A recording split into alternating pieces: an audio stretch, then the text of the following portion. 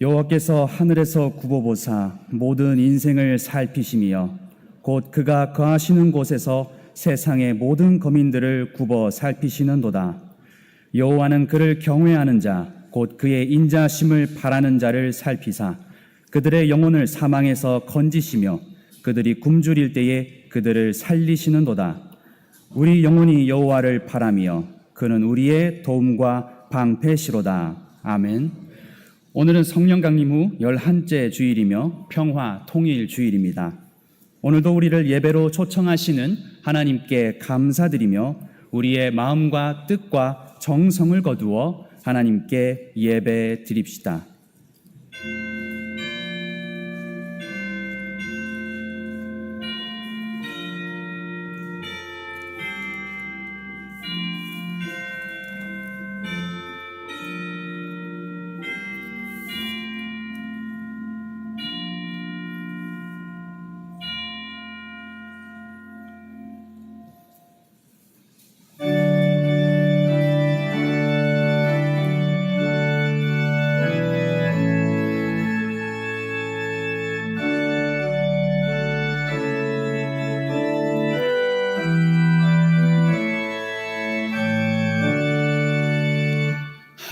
하늘에 가득 찬 영광의 하나님, 온 땅에 충만한 존귀하신 하나님, 생명과 빛으로 지혜와 권능으로 언제나 우리를 지키시는 하나님, 성부와 성자와 성령 삼위의 하나님, 우리 예배를 받아주시옵소서. 주 앞에 나올 때 우리 마음 기쁘고 그 말씀 힘되어 새 희망이 솟는다. 고난도 슬픔도 이기게 하시옵고 영원에 잇대어 살아가게 하소서. 우리의 자랑과 기쁨 생명의 하나님, 우리 예배를 받아주시옵소서.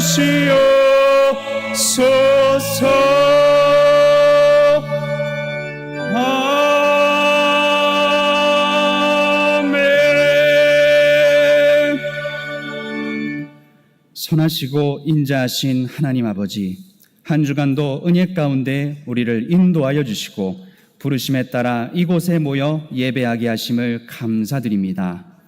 하나님께서 우리를 흠없는 존재로 회복시켜 주셨음에도 하나님의 뜻대로 살지 못하였던 우리의 죄를 주님께 회개합니다. 받은 사랑이 너무나 큼에도 우리는 여전히 세상을 즐기며 살아왔습니다. 하나님의 뜻을 알면서도 세상의 방식을 따르며 순종하지 못하였습니다. 이 시간 우리의 연약함을 긍휼히 여기시고 우리의 죄를 용서하여 주옵소서. 우리가 선함과 악함을 분별하여 선을 택하며 의의 열매로 하나님께 영광과 찬송을 올려드릴 수 있도록 우리를 인도하여 주시옵소서. 우리 주 예수님의 이름으로 이 고백의 기도를 드립니다. 아멘.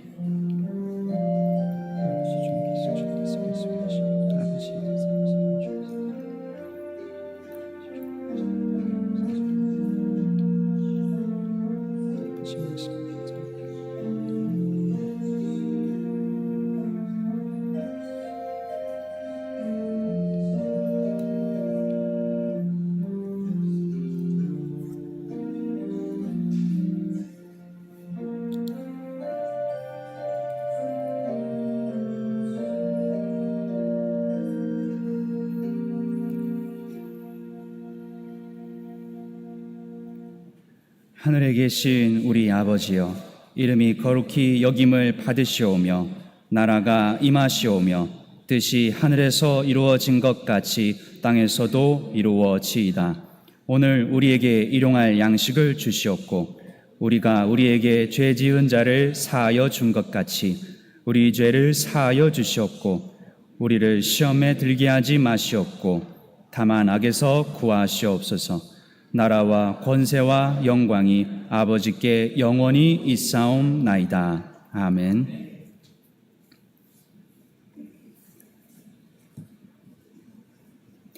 너희는 마음에 근심하지 말라. 하나님을 믿으니 또 나를 믿으라.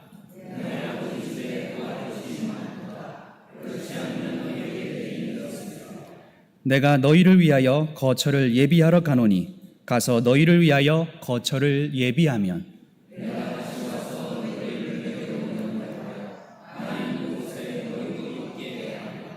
내가 어디로 가든지 그 길을 너희가 아느니라.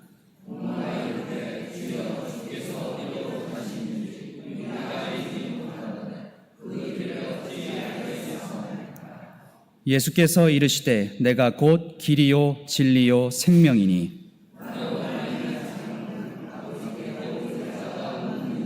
아멘.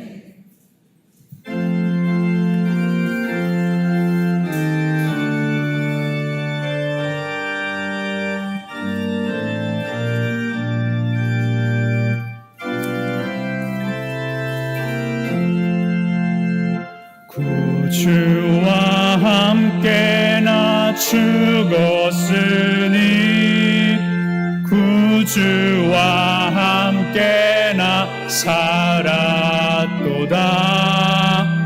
영광의 그날에 이르도록 언제나 주만 바라봅니다. 언제나 주는 날 사랑하사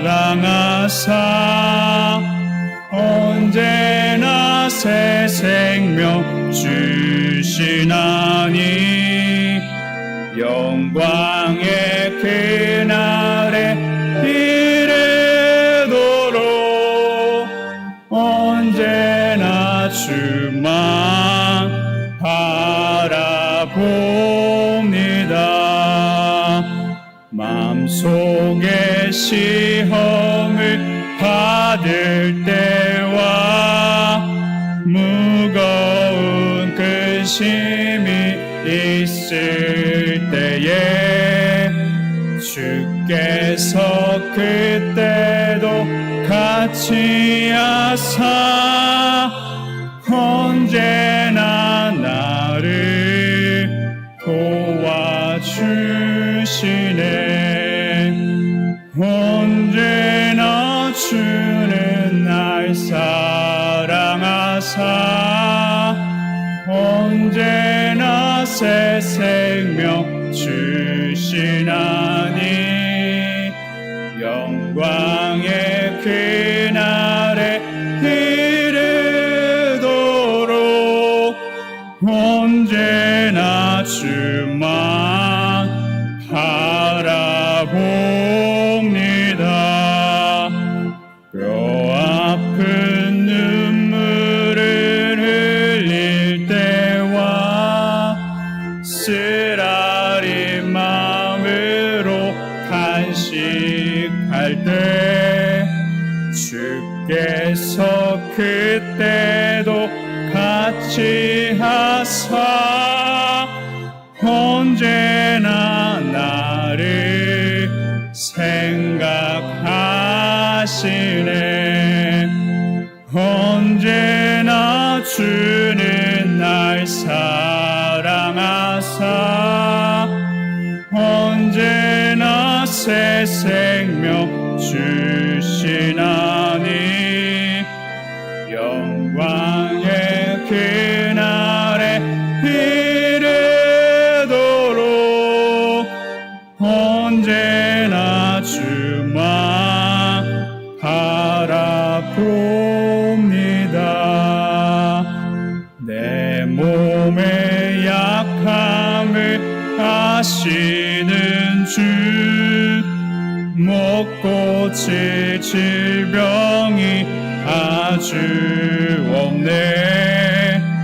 괴로운 날이나 기쁜 때나 언제나 나와 함께 하시네.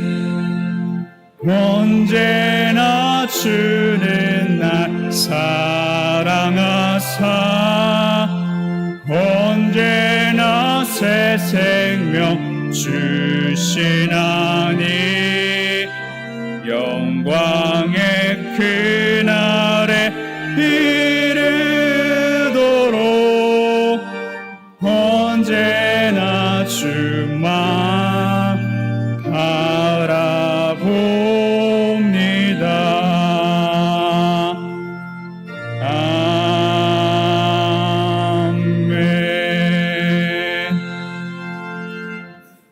오늘은 성령 강림 후 11째 주일이며 평화 통일 주일입니다. 이 예배를 위해서 정홍기 장로님께서 기도 인도해 주시겠습니다. 평화 통일 주일을 맞이하여 다 같이 기도드리겠습니다. 천지 만물을 창조하시고 하늘을 펴시며 바다 물결을 밟으시며 별들을 가두시며 해를 명령하여 뜨지 못하게 하시며 순종하는 이의 편이 되어주시는 하나님 아버지, 지난 주간 태풍 카눈이 한반도를 남북으로 관통하였지만 교회와 각 가정과 사업장에 걱정했던 것보다 큰 피해 없이 지나가게 하심에 감사드립니다. 저희 교회에 새로운 생명을 허락하시어 11일 기도하며 준비한 김성준 집사 제니퍼 가정에 둘째를 출산케 하신 은혜에 감사드리며 산모나 아이가 건강하게 잘 회복하게 돌보아 주시옵소서. 특별히 오늘 평화통일 주일을 맞아 일제로부터 빼앗긴 나라를 되찾기 위해 희생하신 애국 선열들을 기억하고 78년 전 광복을 허락하여 주심에 감사드리며 현재 분단의 한반도에 평화와 통일의 물이 다시 흐르도록 주님 이 민족을 불쌍히 여기시고 역사하시어 막힌 가림막을 치워주시옵소서. 하지 말라 이야기하시는데 듣지 못하여 사탄의 유혹에 빠진 저희들을 그럼에도 불구하고 구하시고 다시 기회를 주시는 부활의 주님, 물질 만능의 생각으로 니느웨의 백성들이 교만해져서 깊은 죄악에 빠졌듯이 우리도 마음의 중심을 잃고 있지 않는지요. 의와 진리에 귀를 기울이지 않고 회개하는 게조차 무감각하게 편한 생각대로 살아가고 있지 않는지요. 안식일을 지켜 더럽히지 아니하며 그의 손에 금하여 모든 악을 행하지 아니하여야 하나니 이와 같이 하는 사람, 이와 같이 굳게 잡는 사람은 복이 있느니라 라는 말씀을 기억하고 더욱더 어렵고 앞을 예측할 수 없는 현실 앞에 주님께 더 의지해 가는 저희들 되게 하시옵소서. 이 땅의 모든 것을 보시고 아시는 성령님, 국민이 뽑아준 정부와 정치인들이 국가와 국민의 책임지지 않고 서로 남탓만 하는 비상식적인 말들이 난무하면서 정부의 신뢰가 무너져가고 개인이 자신을 보호해야 하고 무관심과 늘 주변을 경계해야 하는 우리 사회의 공동체가 무너져가는 안타까운 현실 앞에 주님 도와주시어 우리나라를 위하여 기도하게 하시고 교회가 하나님의 정의를 외치게 하시옵소서. 태풍으로 피해를 입은 가정과 지역을 위로하여 주시고 빠르게 복구할 수 있도록 도와주시옵소서. 새 생명을 주시며 창현교회를 사랑하시는 주님, 예수님 때문에, 하나님의 귀한 말씀 때문에, 나를 사랑해 주시기 때문에 서로 다른 우리가 하나 되기 위해 봉사를 아끼지 않고 남을 탓하지 않고 함께 짐을 지면서 성령의 도우심에 힘입어 문제를 풀어나가는 아름다운 창현 식구들, 아름다운 교회가 되기를 기도하게 하시옵소서.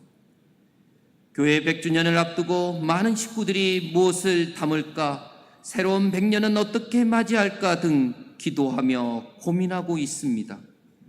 주님 함께 하시어 지혜를 주시고 인도하여 주시옵소서. 다음 주에 있을 어린이 여름 성경학교를 위하여 식구들의 기도와 많은 관심을 갖게 하시고 무탈하게 진행될 수 있도록 주님 지켜주시옵소서. 담임 목사님 휴가 중에 있습니다.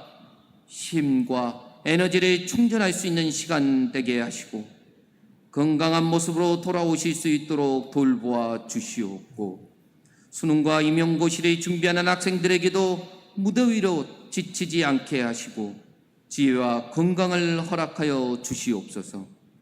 올로 장로님, 요양 중이신 권사님, 연로하신 성도님들의 건강을 지켜주시어 무더위 가운데 불편함 없는 생활을 하게 하시옵고, 열심히 준비하여 드리는 성가대의 아름다운 찬양도 받아 주시옵소서. 오늘 말씀을 전해주실 김현수 부목사님에게 영육간의 강건함과 말씀의 능력을 주셔서 우리는 계승자입니다라는 제목으로 말씀을 전해 주실 때 온전한 마음으로 은혜 받게 하시옵소서. 이 모든 간구를 우리를 구원해 주신 주 예수 그리스도 이름으로 기도드립니다. 아멘.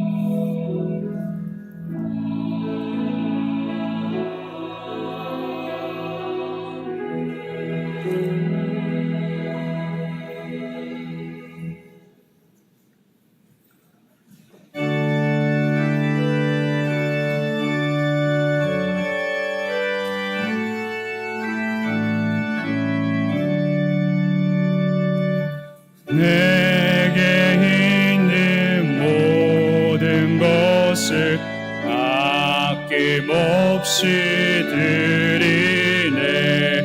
사랑하고 의지하며 주만 따라 살리라.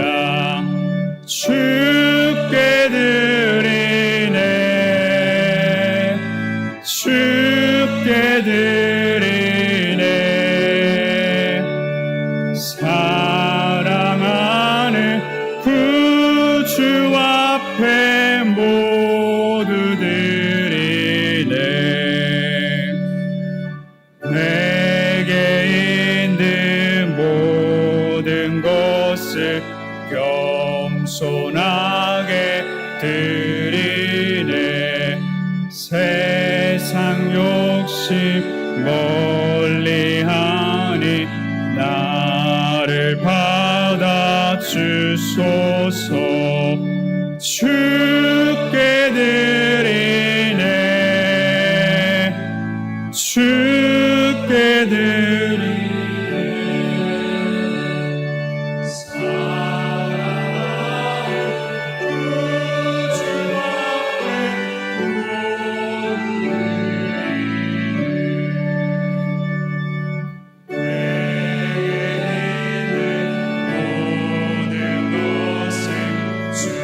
주를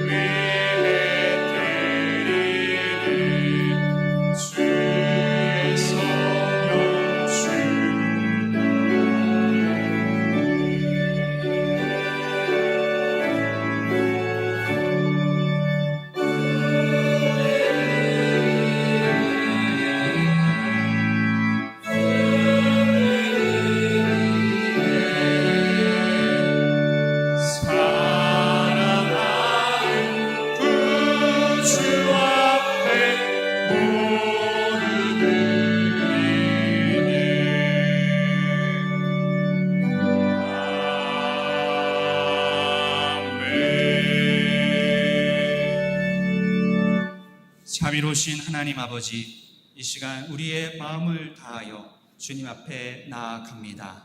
주님 홀로 영광 받아 주시옵소서. 이 시간 저희가 주님의 은혜를 구합니다. 주님께서 천지를 창조하시고 또한 저희에게 생명을 허락하여 주셔서 우리가 매 순간 숨을 쉬며 감사할 수 있다는 것에 너무나도 주님께 감사를 드립니다. 우리가 이 시간 마음을 모아서 주님께 예물을 드리오니 비록 적은 것이지만 주님께서 우리에게 주셨던 것들을 생각하며 이 시간 주 앞에 나아갈 수 있는 귀한 예배가 되게 하여 주시옵소서. 예배에 손길을 더하여 주시옵시고 뒤에서 보이지 않는 곳에서 섬기시는 모든 분들에게도 주님께서 복에 복을 더하여 주시옵소서. 주님, 이 시간 환우들을 위해서도 기도합니다. 주님께서 그들의 마음을 만져주시옵고 어서 빨리 육신의 고통이 끝나게 하여 주시옵소서. 회복되게 하여 주시옵소서. 주님께서 모든 것에 복에 더하여 주셔서 아브라함에게 약속하신 것 같이 우리에게도 이 시간 주님의 은혜를 더하여 주시옵소서. 모든 것에 감사드리며 예수 그리스도의 이름으로 간절히 기도합니다. 아멘.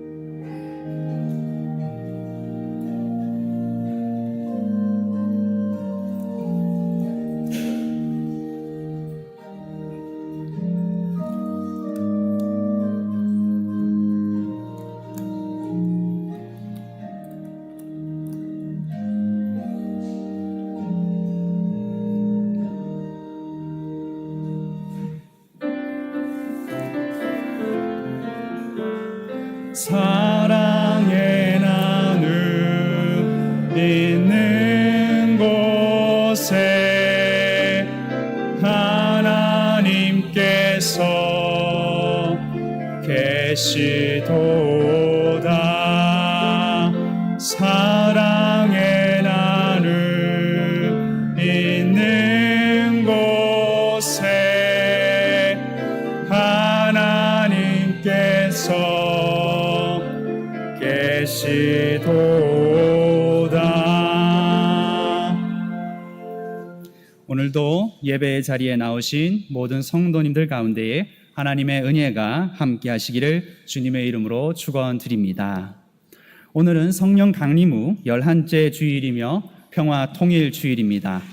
나라와 민족의 평화와 통일을 위하여 기도하는 모든 성도들 되시기를 바랍니다. 오늘 오후 예배는 오후 1시에 있습니다. 새벽 기도회는 이번 주까지 각 가정에서 자율적으로 드려주시면 되겠습니다. 이번 주 암송 구절은 요한복음 14장 6절의 말씀입니다. 함께 봉독하도록 하겠습니다.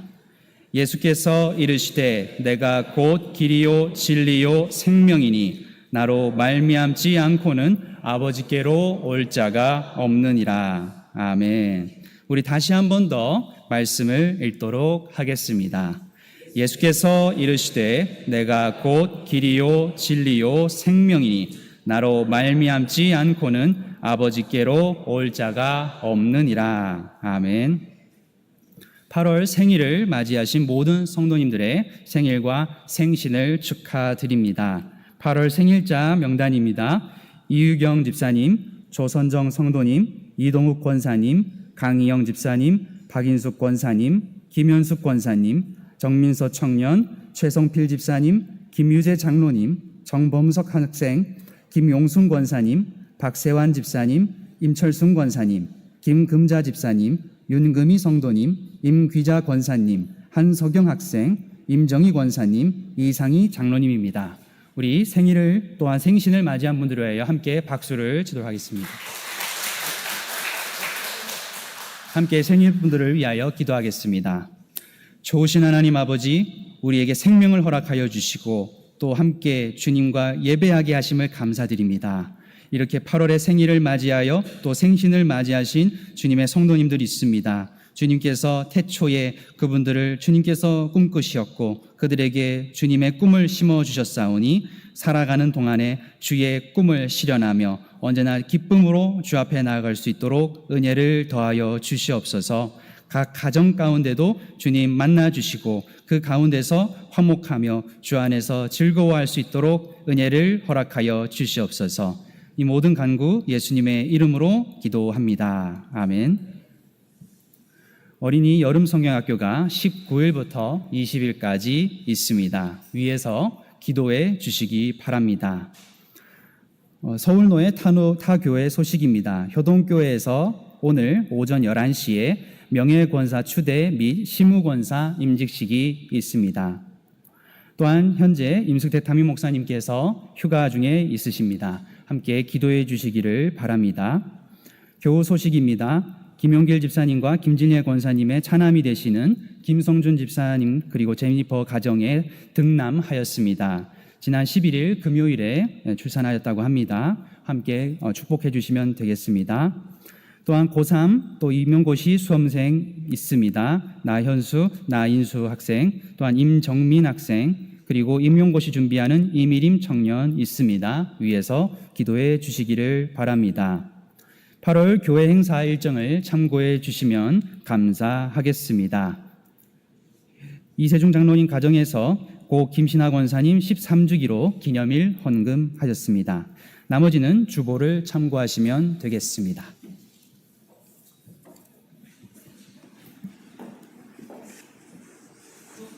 오늘 구약의 말씀은 열왕기하 2장 1절에서 15절 말씀입니다.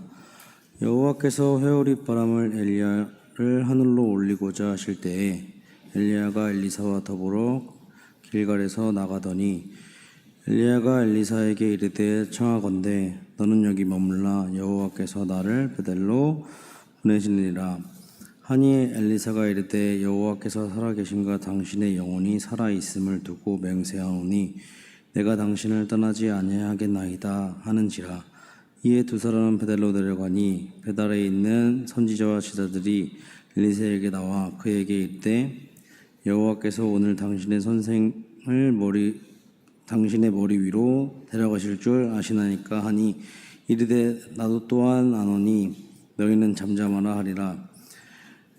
엘리야가 그에게 이르되 엘리사야 청하건대 너는 여기 머물라 여기 여호와께서 나를 여리고로 보내시느니라. 엘리사가 이르되 여호와께서 살아계심과 당신의 영혼이 살아있음을 두고 맹세하노니 내가 당신을 떠나지 아니하겠나이다 하니라. 그들이 여리고로 이르매 여리고에 있는 선지자의 제자들이 엘리사에게 나와 이르되 여호와께서 오늘 당신의 당신의 머리 위로 데려가실 줄 아시나니 하니 엘리사가 이르되 나도 아노니 너희는 잠잠하라. 엘리야가 또 엘리사에게 이르되 청하건대 너는 여기 머물라 여호와께서 나를 요단으로 보내시느니라 하니 그가 이르되 여호와께서 살아계신가 당신의 영혼이 살아있음을 두고 맹세하노니 내가 당신을 떠나지 아니하겠나이다 하는지라. 이에 두 사람의 가니라. 선지자의 제자들은 50명이 가서 멀리 서서 바라보매 그 두 사람이 요단가에 서 있더니 엘리야가 겉옷을 가지고 말아 물을 치매 물이 이리저리 갈라지고 두 사람이 마른 땅 위에 건너더라. 건너매 엘리야가 엘리사에게 이르되 나는 너에게 데려감을 당하기 전에 내가 내게 어떻게 할지를 구하라. 엘리사가 이르되 당신의 성령이 하시는 역사가 갑절이나 내게 있게 하소서 하는지라.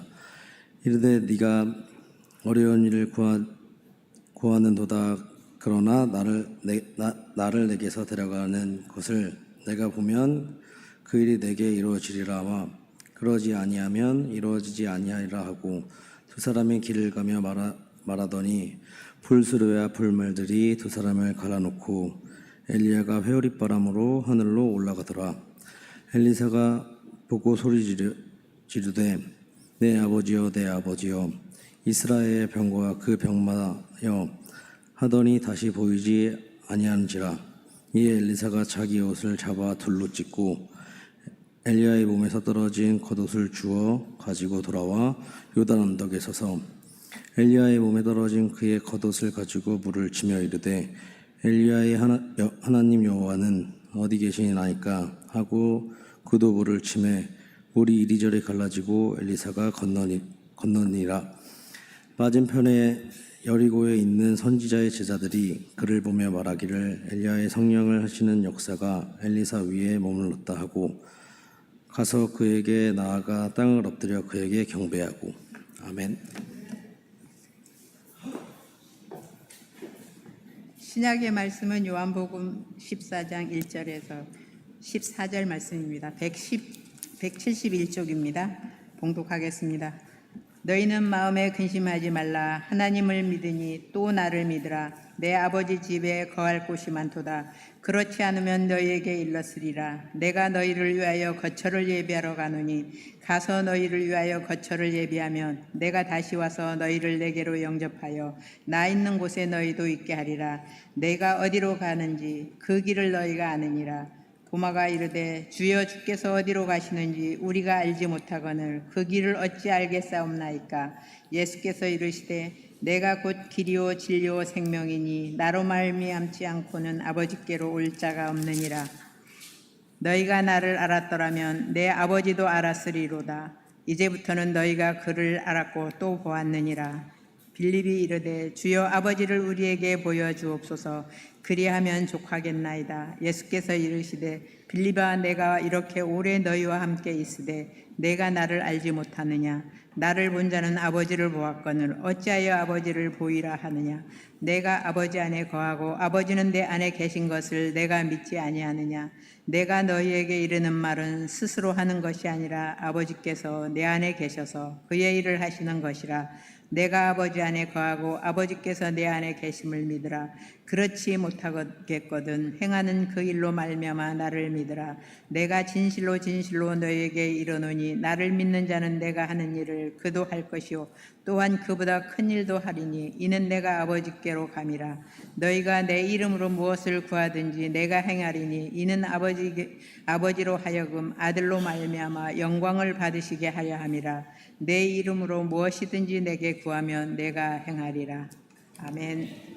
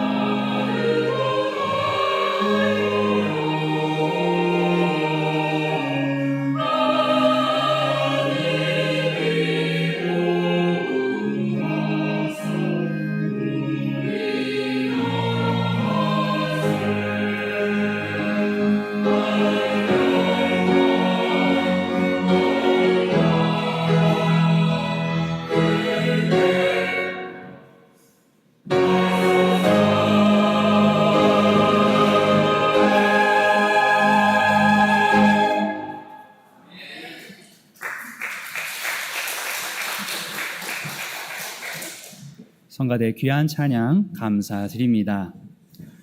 할렐루야. 오늘도 여러분의 하루하루 가운데 하나님의 은혜가 함께 하시기를 간절히 축원합니다. 여러분은 현재 행복하다라고 생각하고 계십니까? 여러분은 무엇이 우리를 행복하게 한다라고 생각하십니까? 안타깝게도 언젠가부터 한국 사회를 바라보다 보면 점차 행복과는 거리가 먼 듯한 느낌을 받을 때가 많이 있습니다. 그렇게 제 마음속에서 예수 그리스도를 믿으면서 우리에게 허락되는 행복에 대하여 생각해 보게 되었습니다. 그러던 어느 날 제가 서점에 갔을 때 행복이란 무엇인가 라고 하는 책을 보게 되었습니다. 하버드 대학교에서 긍정 심리학을 강의하는 탈 벤 샤하르 교수라는 분이 쓴 책입니다. 읽기가 어렵지 않고 수월하기 때문에 여러분들도 쉽게 읽으실 거라고 생각이 됩니다. 이 책에서 저자는 행복이란 자신이 흥미를 느끼고 할 수 있는 일을 찾아서 목표를 세우고 달성해 가고 있는 그 여정 속에 나타난다라고 정의하고 있습니다. 이를 이제 어려운 긍정 심리학의 표현으로 자아 일관성 목표 그리고 행동 가치관 이렇게 두 가지로 설명을 하고 있었습니다. 자기 일관성 목표란 자신이 흥미를 느끼고 가치를 두는 것이며 가장 열정적으로 완수하고 싶은 목표를 의미합니다. 또 행동 가치관은 어떻게 목표를 달성할 것인가 그리고 그 목적지에 어떻게 나아갈 것인가 행동을 하는 그리고 그 생각을 하는 그 사람의 성격과 가치관을 의미합니다. 다시 말해 우리가 평소에 흥미를 가지고 있거나 자신의 가치관에 맞는 것을 찾고 행동하면 우리는 행복해질 수 있다. 그분은 그렇게 주장을 하고 있었던 것입니다. 샤르 교수는 어떻게 행복을 얻을 것인가 보다는 행복 자체에 관심을 가지고 나는 어떻게 더 행복해질 수 있는가 라는 질문을 던져야 한다는 것입니다. 그러나 제가 이 책을 받고 읽으면서 도전을 받게 되었습니다. 과연 우리는 예수 그리스도 안에서 누리는 행복에 대해서 우리가 생각해 보고 있었는가? 우리가 고민해야 되는 것이 참으로 많이 있구나 라는 것 말입니다. 우리가 아는 대로 그저 예수를 믿는다고 해서 무조건적으로 행복해지지는 않습니다. 예수를 믿으면서도 불행한 사람들이 있습니다. 이런 문제가 우리 안에 있는 것입니다. 그리스도인은 예수님의 다시 오심을 기다리는 사람입니다. 아직은 구원의 때가 완전히 이르지 않았기 때문에 우리 안에서 끊임없이 불행과 고통스러운 일들이 반복됩니다. 그럼에도 불구하고 그리스도인은 하나님과 동행하며 세상 속에서 하나님의 꿈을 이루어가는 사람입니다. 오늘 말씀 속에서 등장하는 엘리사의 모습도 우리에게 많은 도전을 주고 있습니다. 엘리야는 이스라엘 역사 가운데 가장 잘 알려진 예언자 중에 한 사람입니다. 다른 예언자들이 주로 말씀을 선포했다고 한다면 엘리야는 예언과 함께 기적적인 사건을 일으켰다는 점에서 조금 더 유별납니다. 당시 북이스라엘에서는 아모리 왕조가 바알을 숭배하면서부터 하나님의 말씀을 선포했던 예언자들을 박해하기 시작하였습니다. 열왕기상 18장 4절을 보게 되면 바알을 숭배했던 이세벨이 여호와의 예언자들을 멸할 때 오바댜 예언자가 100명의 예언자들을 굴에 숨겼다라고 기록하고 있습니다. 오바댜가 숨기지 않았더라면 예언자 무리는 완전히 사라졌을 것입니다. 박해를 받은 예언자 무리는 크나큰 내분을 겪었습니다. 아합 왕의 박해에 항복하여 바알을 받아들인 예언자들도 있었을 것이며 끝까지 저항했던 예언자들도 있었을 것입니다. 엘리야는 이교신들에게 성전을 선포하였고 때때로 예언자 무리들과 교제하며 그들을 규합하며 굳건히 저항하였습니다. 박해를 받았던 예언자 무리는 혜성같이 등장하였던 엘리야 덕분에 갈멜산에서 대결을 승리하게 되고 또 바알을 숭배하던 예언자들을 몰아낼 수 있었습니다. 그러나 이세벨을 비롯한 국가적 차원의 박해를 막는 것은 힘든 일이었습니다. 오늘 본문은 다사다난했던 엘리야의 사역이 마침내 끝나게 되고 엘리사가 예언자직을 계승하는 장면을 다루고 있습니다. 호렙산에서 엘리사를 후계자로 삼으라고 하나님의 명령을 받게 된 엘리야는 엘리사를 데리고 예언자 무리들이 숨어 있었던 길갈, 베델, 여리고 그리고 마침내 요단강에 이르는 먼 여정을 시작하게 됩니다. 엘리야는 엘리사가 하나님의 사람으로서 또한 자신의 후계자로서 적합한지 확인하기 위해 3번의 시험을 치르게 됩니다. 이 3번의 시험 동안 동일하게 예언자들의 학생들이 나타나서 엘리사에게 심중을 묻습니다. 그러나 엘리사는 엘리야에게 스승의 곁을 떠나지 않겠다라고 3번이나 동일하게 충성을 맹세하고 학생들을 침묵시켰습니다. 이제 엘리야는 3번의 훈련을 견뎌낸 엘리사를 후계자로 대하며 예언자의 학생들이 보는 앞에서 요단강을 가르고 건너는 신비를 체험하게 합니다. 그들에게 엘리사가 자신의 후계자가 될 것을 입증한 것입니다. 엘리사가 예언자 무리에게 지도자로서 인정을 받아야만 예언자들의 상처를 봉합하고 마치 기울어가는 것 같은 그들의 현실을 다시금 단합하여 국가의 저항을 할 수 있기 때문입니다. 이제 엘리사가 계승자가 될 준비를 마치게 되면서 엘리야는 질문을 하게 됩니다. 9절의 말씀입니다. 나를 내게서 데려감을 당하기 전에 내가 내게 어떻게 할지를 구하라. 하나님께서 엘리야를 데려가시기 전에 무엇을 도와주었으면 하는가 하고 묻고 있는 것입니다. 엘리사는 대답하였습니다. 당신의 성령이 하시는 역사가 갑절이나 내게 있게 하소서. 당시 예언자의 전통은 성령의 능력으로 이루어졌습니다. 이 영은 하나님의 영이었습니다. 제자가 그 능력을 스승에게서 이어받겠다라고 하는 것은 자연스러운 것이며 동시에 하나님의 영을 이어받으면 그때서야 예언자 공동체 가운데서도 제자의 권위가 세워지게 되는 것입니다. 본문에서 말씀하고 있는 갑절이나 내게 있게 하소서라는 것은 당시의 관용구로서 맏아들이 받아야 할 몫이라는 뜻을 담고 있습니다. 즉 엘리사는 자신이 엘리야의 정당한 계승자로서 또한 그의 아들로서 능력을 부탁한 것입니다. 엘리야는 이 계승의 요청을 듣고 어떻게 해야 예언자직을 계승할 수 있는지 유언을 하게 됩니다. 내가 어려운 일을 구하는도다. 그러나 나를 내게서 데려가시는 것을 내가 보면 그 일이 이루어지려니와 그렇지 아니하면 이루어지지 아니하리라. 결과적으로 엘리사는 엘리야에게 임했던 능력을 받게 되었습니다.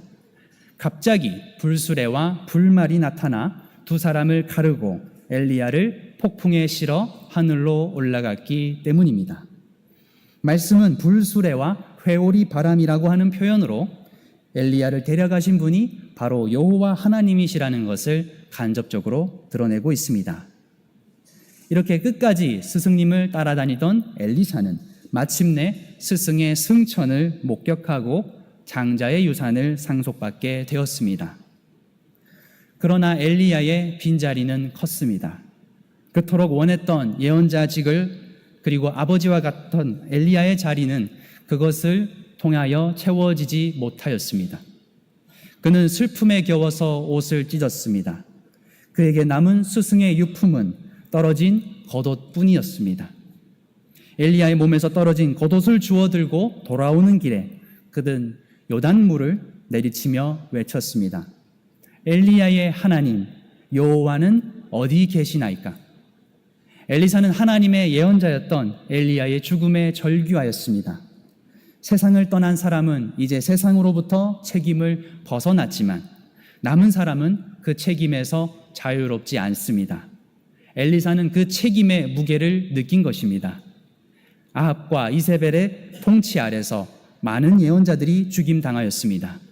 어떤 이들은 거짓 예언자로 돌아서서 목숨을 보존하였습니다.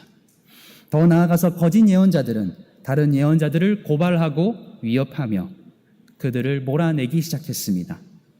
앞에서 본 엘리야의 예언자의 학생들도 간신히 살아남은 생존자 무리들이었습니다.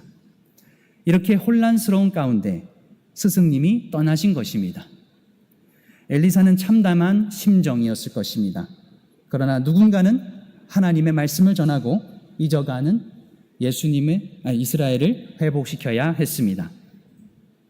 하나님께서는 엘리사와 함께하고 계심을 요단 강물의 갈라짐으로 나타내 보이셨습니다.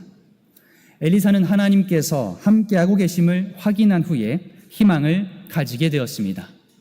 이제 엘리사는 담대함으로 강을 건넙니다. 그에게는 엘리야가 남긴 옷과 하나님의 영이 함께하고 있었기 때문입니다. 이 모습을 보게 된 여리고에 있던 학생들이 강을 건너며 돌아오는 엘리사를 보며 엘리야의 영이 엘리사에게 머물렀다는 것을 확신하였습니다.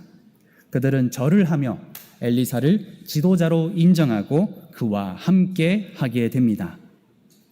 엘리사는 엘리야가 그랬듯이 수많은 기적들을 보이며 하나님을 저버린 오므리 왕조를 거슬러 투쟁하였습니다. 우리가 아는 대로 엘리사는 예후를 기름 부어서 이스라엘의 새 왕으로 예언하였고 예후는 그 오므리 왕조를 멸망시키는데 결정적인 역할을 하게 됩니다.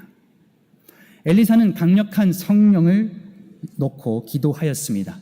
그리고 그 목표를 하나님께서 보시고 그에게 성령을 허락하셨습니다. 따라서 엘리사는 하나님의 뜻을 이루고 영광 돌릴 수 있었습니다. 우리는 계승의 이야기가 역사 속에서 끊임없이 되풀이되는 것을 발견하게 됩니다.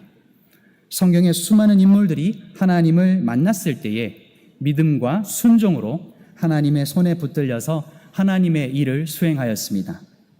그들이 어떤 위대한 능력과 인품을 가져서가 아니라 그들은 하나님을 향한 간절한 마음이 있었기 때문에 하나님께서 그 능력을 주시고 세상을 이겨내도록 도와주신 것입니다.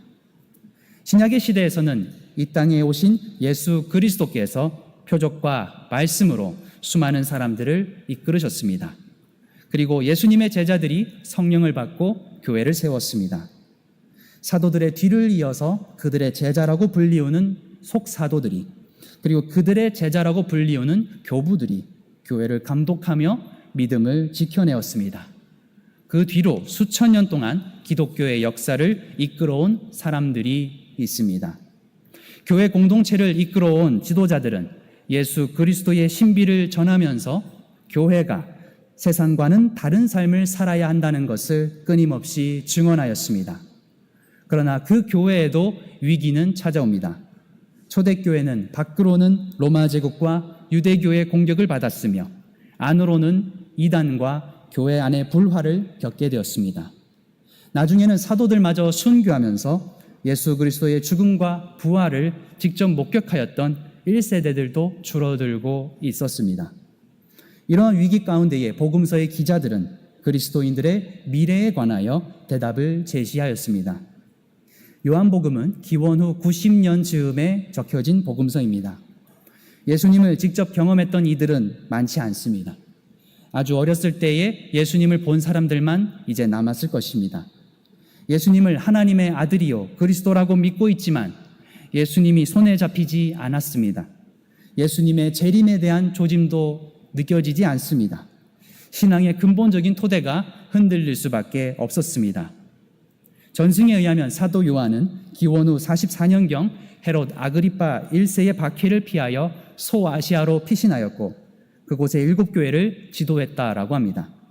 또한 95년 로마 황제 도미티아누스의 박해 시기에 붙잡혀서 반모섬으로 유배되었고 그곳에서 요한계시록을 저술하다가 사면을 받아 에베소로 돌아와 요한복음서와 요한서신서들을 기록했다라고 합니다. 이렇게 오랜 세월 어려움과 박해를 받았던 사도 요한은 그 자신의 체험을 통하여 기독교의 근본에 고민을 하고 있었던 이들을 위해 복음서를 쓰며 그들에게 답변하고자 하였습니다. 당시에는 교회에 여러 질문들이 있었습니다. 하나는 예수님은 진짜로 그리스도이셨는가라는 것입니다. 예수님 이전이나 이후나 세상은 바뀐 것 같지 않습니다. 고난과 불행은 계속됩니다. 예수님이 그리스도라고 하는 사실에 의문을 제시하는 사람들의 눈에서는 예수님이 그리스도라고 하는 증거를 볼 수가 없습니다. 다른 하나는 그는 과연 하나님의 아들이 맞는가라는 것입니다. 예수님께서 정말 하나님의 아들이시고 그리스도라고 한다면 그분은 언제 우리를 영원으로 데려갈 것인지, 언제 내려오실 것인지 이렇게 그들은 질문하였던 것입니다. 요한복음 14장 1절은 예수님께서 제자들을 위로하시는 말씀으로 시작하고 있습니다. 너희는 마음에 근심하지 말라. 하나님을 믿으니 또 나를 믿으라. 제자들은 예수님이 이 땅에 오신 목적이 십자가라는 사실을 이해하지 못하였습니다. 예수님께서는 제자들에게 두 가지를 당부하셨습니다. 먼저 근심하지 말라는 것과 예수님을 믿으라는 것입니다. 또한 2절과 3절을 보게 되면 예수님께서는 내 아버지 집에 거할 곳이 많도다. 그렇지 않으면 너희에게 일렀으리라. 내가 너희를 위하여 거처를 예비하러 가노니 가서 너희를 위하여 거처를 예비하면 내가 다시 와서 너희를 내게로 영접하여 나 있는 곳에 너희도 있게 하리라 말씀하셨습니다. 그때부터 지금까지 여전히 예수님의 다시 오심을 기다리는 중간의 시기를 우리는 거치고 있습니다. 중간 시기에는 모든 것이 불안한 법입니다. 요한은 그런 불안을 극복하게 하려고 기억과 입으로 전해져 오던 예수님의 고별사를 기록하였습니다. 요한에 의하면 그 불안은 하나님을 완전히 드러내시는 예수 그리스도를 신뢰함으로 극복할 수 있다는 것입니다. 그러나 이러한 예수님의 말씀에도 이해하지 못한 제자 두 사람이 등장하게 됩니다. 5절에서 도마는 예수님이 아버지께로 가신다고 하는데 그곳이 어디인지 모르겠다라고 질문하였습니다. 사실 이 질문은 도마뿐만이 아니라 당시 초대교회 가운데 적지 않은 사람들이 한 말일 것입니다. 그러자 요한은 예수님의 이야기를 다시금 회고하며 그분의 말씀을 증언하고 있습니다. 내가 곧 길이요 진리요 생명이니 나로 말미암지 않고는 아버지께로 올 자가 없느니라. 예수님께서 바로 하나님 아버지께 이르는 유일한 길이라는 것입니다. 십자가의 죽음과 부활을 통하여 하나님 곁으로 가심으로써 우리를 하나님으로 이끄시는 길이 되어 주십니다. 예수님의 말씀이 이어집니다. 너희가 나를 알았더라면 내 아버지도 알았으리로다. 이제부터는 너희가 그를 알았고 또 보았느니라. 예수님이 길이요 진리요 생명이기 때문에 예수님을 따라가려고 한다면 우리도 죽음과 부활을 경험해야만 합니다. 바로 예수님께서 말씀하신 거듭남이 우리 가운데 역사하게 된다면 진리와 생명의 근원이신 하나님께로 나아갈 수 있는 것입니다. 이번엔 빌립이 등장해서 질문합니다. 주여, 아버지를 우리에게 보여주옵소서. 그러면 족하겠나이다. 이 말 또한 빌립이 하기도 하였지만 동시에 그리스도인들의 공통된 질문이었습니다. 사도들조차 그 당시에 예수님이 길이라는 것은 이해하였지만 그 외의 것은 이해하지 못했습니다. 예수님은 이렇게 대답하십니다. 내가 이렇게 오래 너희와 함께 있으되 내가 나를 알지 못하느냐? 나를 본 자는 아버지를 보았거늘 어찌하여 아버지를 보이라 하느냐? 초대교회를 지도했던 교부들은 항상 그리스도는 하나님이시며 참 하나님에게서 난 하나님이라고 강조하였습니다. 바로 그 근거로 사용되는 말씀이 오늘 우리가 보고 있는 말씀입니다. 10절의 상반절입니다. 내가 아버지 안에 거하고 아버지는 내 안에 계신 것을 내가 믿지 아니하느냐. 예수님께서는 제자들이 세상 한가운데 버려질 것이라는 불안을 갖고 있다는 것을 느끼셨습니다. 그리고 그들을 위로하셨습니다. 바로 우리가 길이요 진리요 생명이신 주님의 말씀 앞에 서게 될 때에 우리는 감사와 기쁨을 누릴 수 있는 것입니다. 하나님께서는 예수님의 온 생애와 말씀과 행동 속에서 하나가 되셨습니다. 이제 예수님은 우리에게 내가 아버지 안에 거하고 아버지께서 내 안에 계심을 믿으라. 만일 그러지 못하겠거든 내가 하는 일로 나를 믿으라 라고 우리에게 독려하고 계십니다. 더 나아가 예수님께서 올라가신 후에는 자신을 믿는 사람이 예수님이 하신 일을 하게 될 것을, 또한 더 큰 일을 하게 될 것을 예언하셨습니다.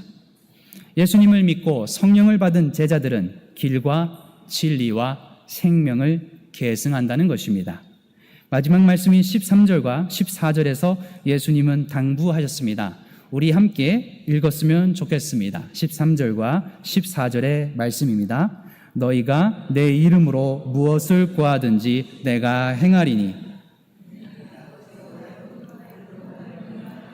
영광을 받으시게 하려 함이라. 내 이름으로 무엇이든지 내게 구하면 내가 행하리라. 아멘.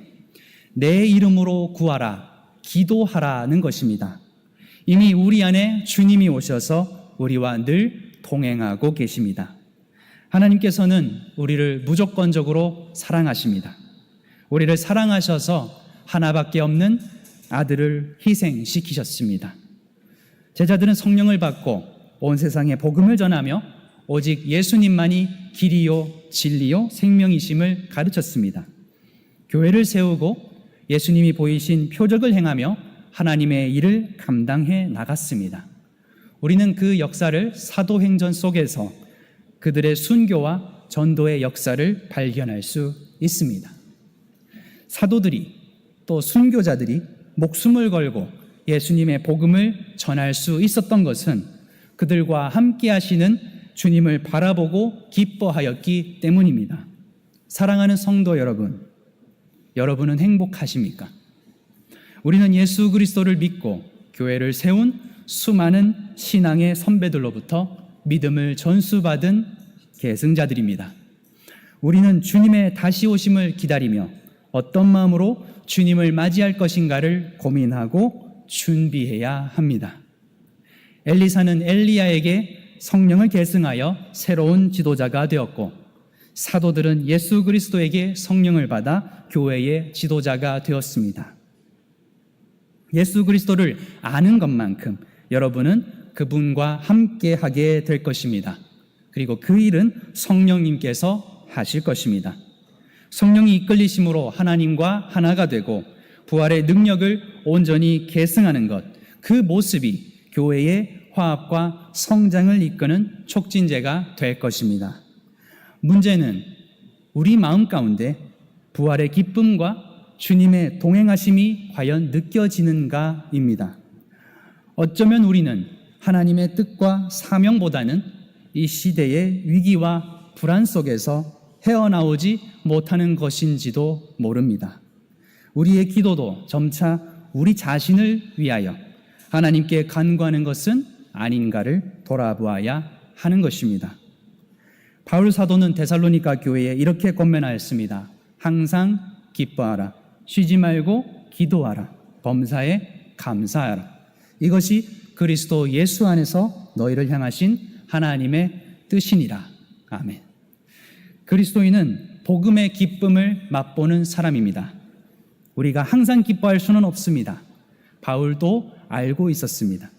그러나 우리가 불가능한 것처럼 여기지 않고 모든 것에 항상 기뻐하고 기도하고 감사한다면 실제로 우리의 삶 속에서 주님이 주시는 꿈과 사명을 발견하고 우리의 여정 가운데 이루어 주시는 것을 보게 될 것입니다. 하나님께서는 엘리사가 절규하며 겉옷을 칠 때에 스스로를 드러내셨습니다. 예수 그리스도의 생애와 죽음과 부활 가운데 또한 드러내셨습니다. 엘리사가 하나님은 어디 계시냐고 물을 때에 예수님께서는 자신이 길과 진리와 생명이시고 나를 본 자는 곧 아버지를 본 것이다 말씀하셨습니다. 엘리사를 보며 새 출발을 시도했던 예언자 무리처럼 예수 그리스도의 죽음과 부활로 드러난 하나님의 구원을 믿으며 서로 사랑하고 하나 되라고 외쳤던 사도 요한과 초대교회처럼 우리 또한 새 시대의 계승자로서 하나님께 기도하며 미래를 맡기는 저와 여러분이 되시기를 간절히 소원합니다. 교회 안에서 예수 그리스도의 신비를 맛보고 세상에 드러내고 그리스도와 하나 되며 그분의 다시 오심을 기다립시다. 그분은 우리를 기쁨 가운데 부르시겠습니다. 함께 기도하겠습니다.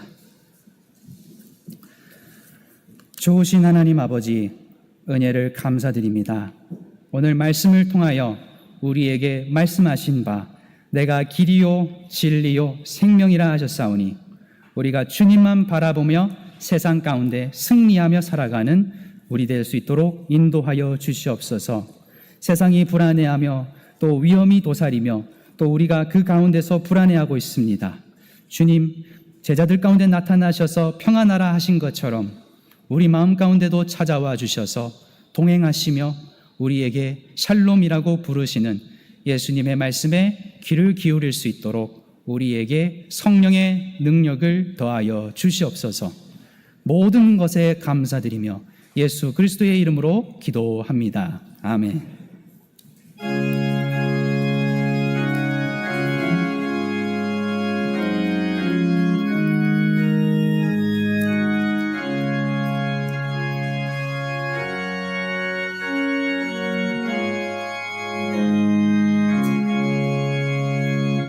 내 평생에 가는 길 순탄하여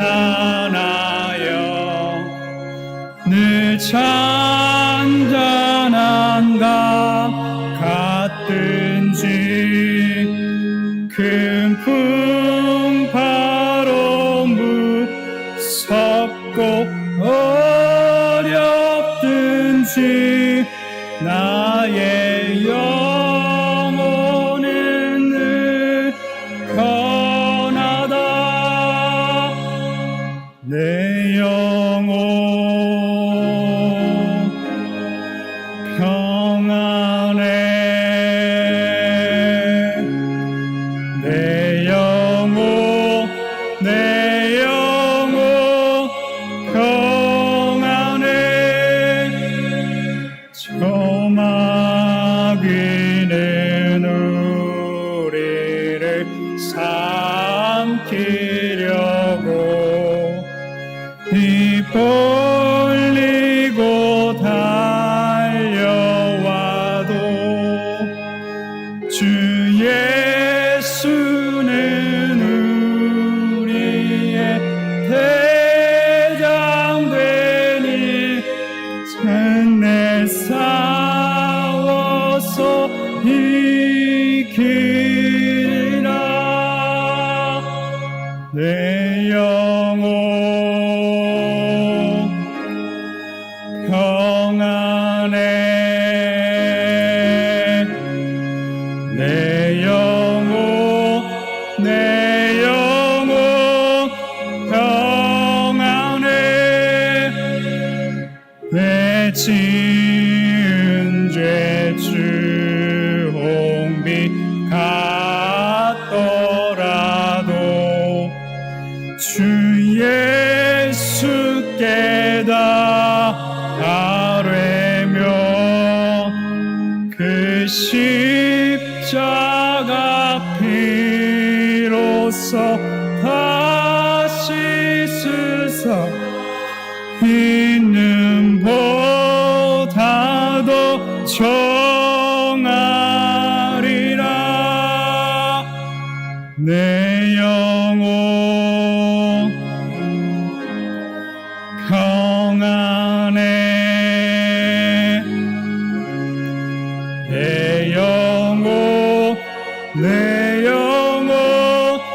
평안해. 저공 중에 구름이 일어나며 큰 나팔이 울릴 때에 주의 오셔 세상의 심판에도 나의 영혼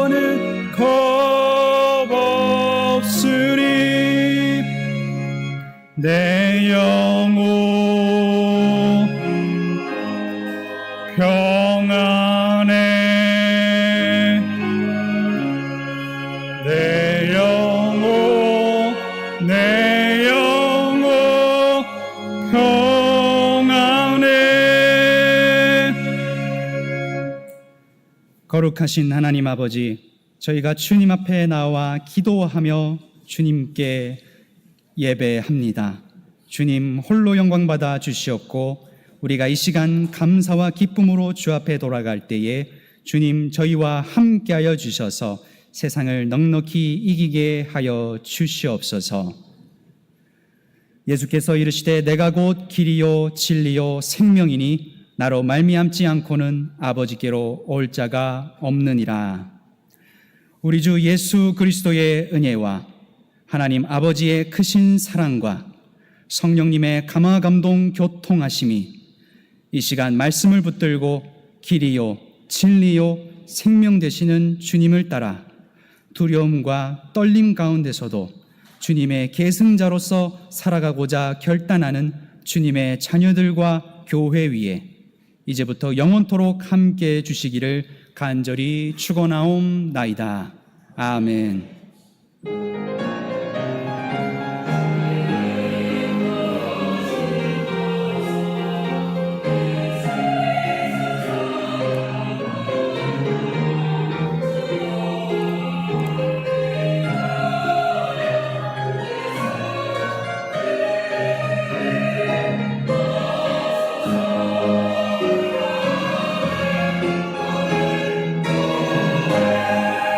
내